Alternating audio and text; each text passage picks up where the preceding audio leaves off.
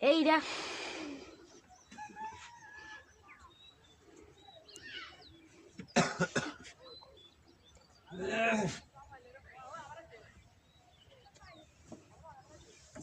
হ্যাঁ ইন বিজ্ঞা ওই বন্যার সময় ভাঙি গেছে কেন হানি জন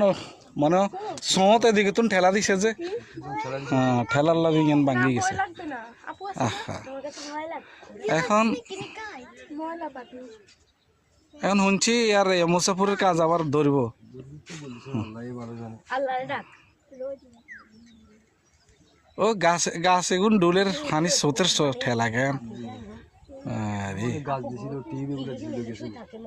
ফায়দা নেই পানির কাছে কোনো শক্তি